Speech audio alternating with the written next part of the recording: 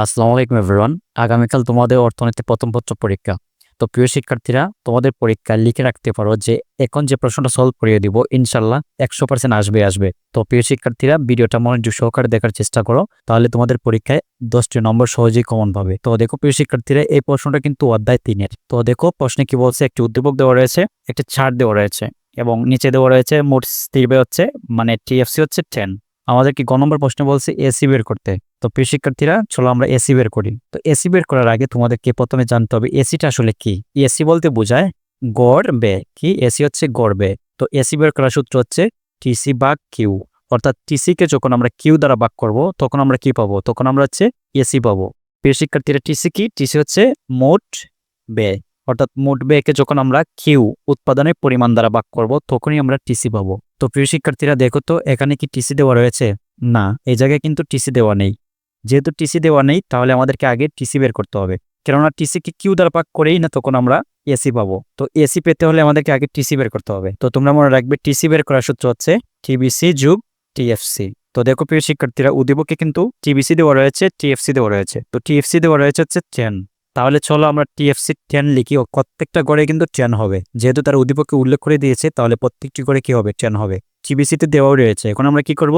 TBC এবং TFC কে যোগ করব। তো চলো আমরা টিএফসি এবং টিবিসি কে যোগ করি। দেখো প্রিয় শিক্ষার্থীরা, 4 এবং 10 কে যোগ করলে হয় 14। 10 এবং 10 কে যোগ করলে হয় 20। 14 এবং 10 কে যোগ করলে হয় 24। 30 এবং 10 কে যোগ করলে হয় 40। 50 and 10 কে যোগ করলে হয় 60। তো এখন আমরা কি বের করলাম বলো তো প্রিয় শিক্ষার্থীরা? এখন আমরা হচ্ছে টিসি বের করলাম। তো এখন আমরা কিন্তু খুব সহজে এসি বের করতে পারবো। যেহেতু টিসি বের করে ফেলেছি, এখন আমরা খুব সহজেই এসি বের করতে পারবো। তো এসি আমরা কিভাবে বের করব? আমরা হচ্ছে এই কিউ দ্বারা কি করব? এই টিসি কে ভাগ করব। এই কিউ দ্বারা এই টিসি কে আমরা ভাগ করব।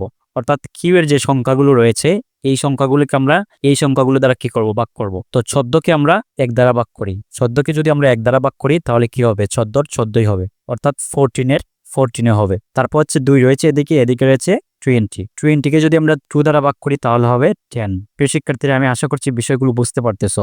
তারপর দেখো, এখানে রয়েছে 3, অর্থাৎ উৎপাদনের পরিমাণ হচ্ছে 3। এদিকে রয়েছে টিসি, টিসি রয়েছে 24। তো 24 কে যদি আমরা 3 দ্বারা ভাগ করি তাহলে কত হয় বলতো? তাহলে হয় 8, অর্থাৎ 3 8 24। এই 40 কে আমরা কি করব? এই 4 দ্বারা ভাগ করব। তাহলে 4 দ্বারা ভাগ করলে হয় 10। 4 10 হচ্ছে 40। তারপর আমরা কি করব? এই 5 দ্বারা এই 60 কে ভাগ করব। প্রিয় শিক্ষার্থীরা, 5 দ্বারা যদি আমরা 60 কে ভাগ করি তাহলে হয় 12, অর্থাৎ 5 12 60।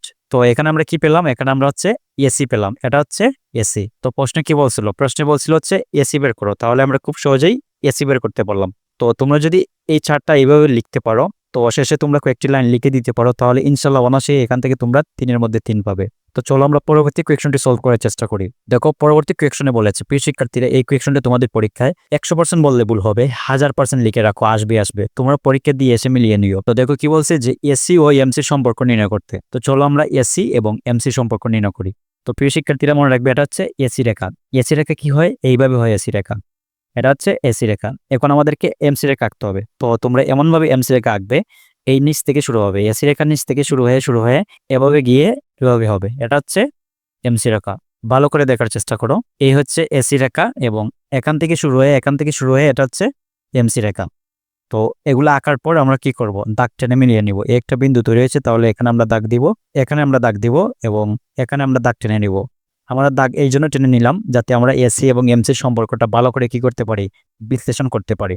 যেহেতু আমাদেরকে এসি ও এমসির সম্পর্ক নির্ণয় করতে বলছে, তাহলে আমরা দাগ টেনে নিলাম। তো প্রিয় শিক্ষার্থীরা, এখানে তোমরা ও লিখতে পারো, এদিকে তোমরা কিউ লিখতে পারো, এখানে হচ্ছে এসি এবং এমসি লিখতে পারো। তো এখানে আমরা একটা নাম দিলাম, এটাকে আমরা Q0 ধরলাম, এটাকে আমরা Q1 ধরলাম এবং এটাকে আমরা হচ্ছে Q3 ধরলাম। তো সম্পর্ক কিভাবে নির্ণয় করবে? দেখো প্রিয় শিক্ষার্থীরা, এখন কিন্তু মূল বিষয় ভালো করে বুঝতে হবে। তো দেখো প্রিয় শিক্ষার্থীরা, প্রথমে Q0 রয়েছে। Q0 অর্থাৎ উৎপাদনের প্রথম পর্যায়ে।